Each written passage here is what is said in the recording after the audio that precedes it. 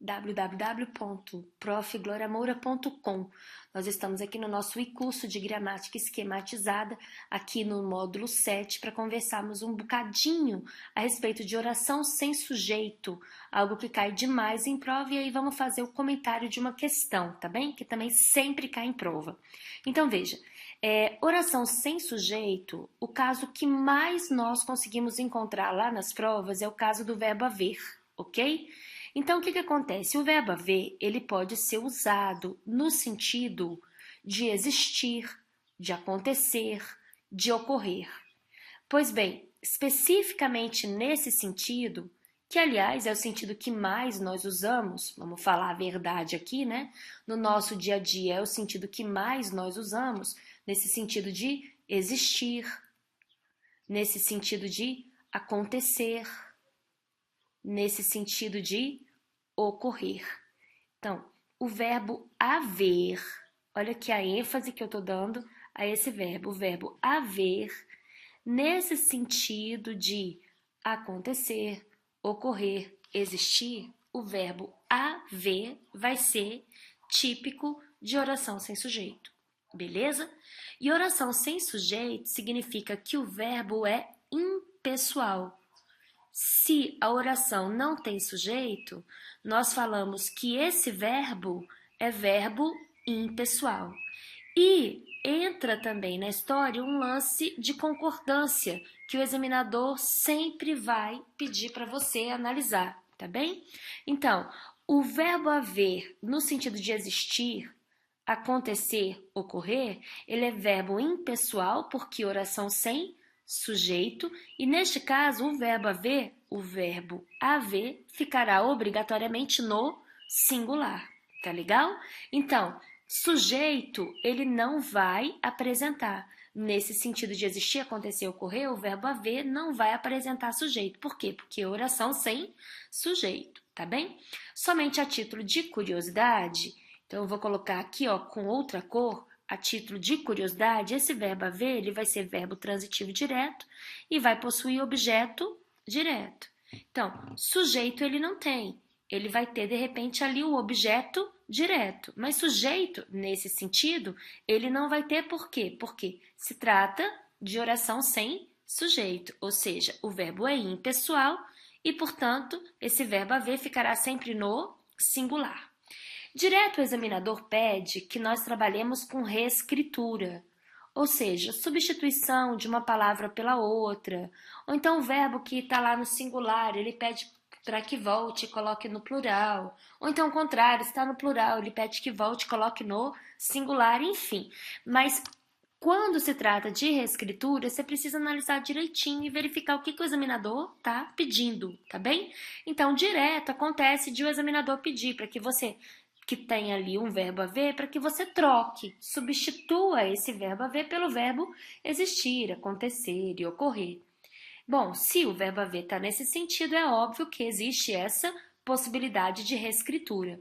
O único detalhe, que é muito importante, é que esses três verbozinhos aqui desse lado, todos eles possuem núcleo do sujeito. Então, procure, tá bem? Por esse núcleo do sujeito. Por que procure? Porque, em havendo núcleo do sujeito, o verbo concorda com o núcleo do sujeito.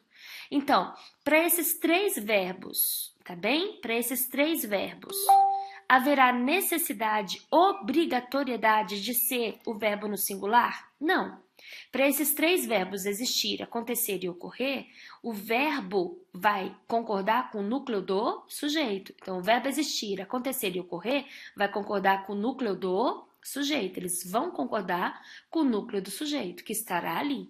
Agora, se você estiver diante de um verbo haver, no sentido de existir, acontecer e ocorrer, aí sim, o verbo haver, por ser oração sem sujeito, necessariamente ficará no singular, tá bem? Então, vamos verificar como que o examinador costuma nos perguntar isso aqui. Então, toda banca gosta desse tipo de questão. Pode ser CESP, pode ser Funiversa, pode ser Fundação Carlos Chagas, FGV, ESAF, enfim. Todo examinador dessas bancas são apaixonados. Até em pré-vestibular essa bobagem é cobrada, tá bem? Então vamos lá. Aqui existe o texto. Lá na sua prova você sempre vai direto para a questão, o enunciado, para depois você voltar ao texto, se necessário for, já sabendo o que você deve procurar nesse texto. Então vamos lá aqui ao enunciado, questãozinha da prova da Anatel.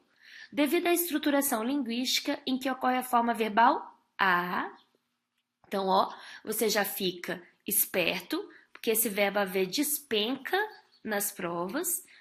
Muito possivelmente ele estará sob a forma de verbo impessoal, nesse sentido aqui, ó, podendo ser trocado pelo existir, acontecer e ocorrer, ok? Então vamos verificar o que ele perguntou, justamente acerca do verbo haver. Então, devido à estruturação linguística em que ocorre a forma verbal a, sua substituição por existe, então é uma questão de reescritura em que ele pede a substituição do verbo haver por existe. Respeitaria as regras gramaticais. Então, é possível você trocar o haver por existir? Sim, desde que de fato eles sejam equivalentes dentro daquele sentido. Agora, no verbo existir, você precisa tomar cuidado para achar o núcleo do sujeito. Por quê? Vamos voltar aqui à teoria. O verbo existir, acontecer e ocorrer, eles sempre, obrigatoriamente, possuem o núcleo do sujeito. E em possuindo o núcleo do sujeito, o verbo há de concordar com esse núcleo do sujeito, ok? Então, vamos lá verificar aqui na nossa questão.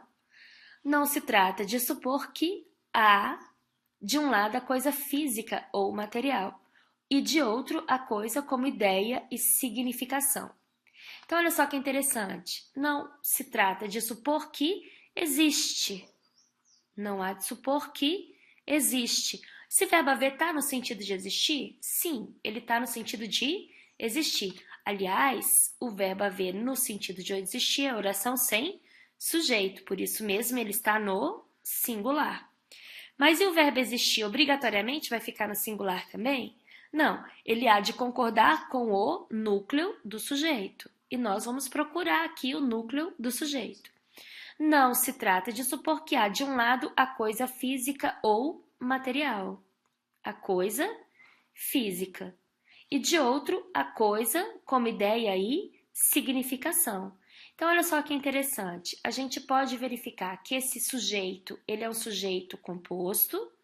Núcleos do sujeito, coisa, física ou material, e coisa como ideia e significação. Então, dois núcleos do sujeito, sujeito composto.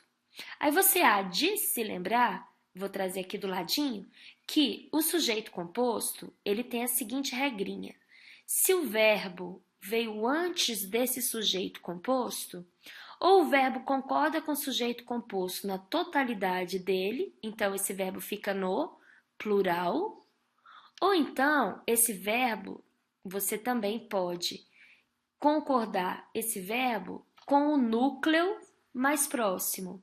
Então, digamos aqui que existam dois núcleos, x e y, tal como aqui, x coisa, y coisa também. Só que o x é coisa física ou material e o y coisa como ideia e significação.